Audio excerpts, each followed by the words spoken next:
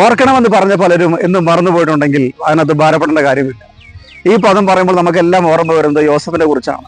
താൻ കാരാഗ്രഹത്തിൽ കിടക്കുമ്പോഴും പാനപാത്രവാഹകനെ സ്വപ്നം വ്യാഖ്യാനിച്ച് അവൻ പുറത്തു വരുമ്പോൾ തൻ്റെ ഹൃദയത്തിൽ ഒരു ഭയങ്കര പ്രതീക്ഷ ഉണ്ടായിരുന്നു, അവൻ എന്നെ ഓർക്കുമെന്ന്.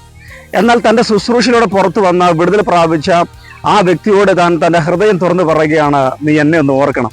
പക്ഷെ ആ മനുഷ്യൻ മറന്നുപോയി. എന്നാൽ ദൈവത്തിന്റെ പദ്ധതി അതല്ലാത്തതുകൊണ്ട് ദൈവത്തിന്റെ സമയത്ത് യോസഫിനെ ഉയർത്തുക തന്നെ ചെയ്തു. എന്നാൽ മറുവശം നമ്മൾ നോക്കുമ്പോൾ യേശുക്രിസ്തു ക്രൂശിൽ കിടക്കുമ്പോൾ അവിടെ ഒരു കള്ളനെയും കൂടെ ക്രൂശീകരിക്കുമ്പോൾ ഒരു കള്ളൻ പറയുകയാണ്, കർത്താവേ, രാജ്യത്വം പ്രാപിച്ചു വരുമ്പോൾ നീ എന്നെയും കൂടെ ഒന്ന് ഓർക്കണം.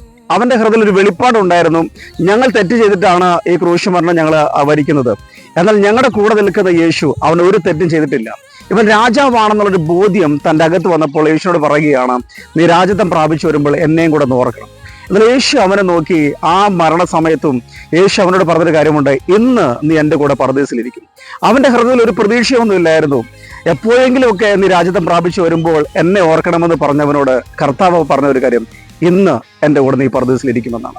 അപ്പോൾ നമ്മളോട് ഓർക്കാൻ വേണ്ടി പറഞ്ഞ പലരും ഓർക്കാതിരിക്കുമ്പോൾ ഓർക്കുന്ന ഒരുവനുണ്ട്. വേറെ ആരോടും പരാതി പറയേണ്ട, അറിയുന്നവൻ, ഓർക്കുന്നവൻ അത് യേശു മാത്രമാണ്. യേശുവിന്റെ അടുക്കിലേക്ക് വരിക, അവൻ നിന്നെ ഓർത്താൽ നിന്റെ സ്ഥിതി മാറും, നിന്റെ ജീവിതം മാറും. കർത്താവ് അനുഗ്രഹിക്കട്ടെ. God bless you.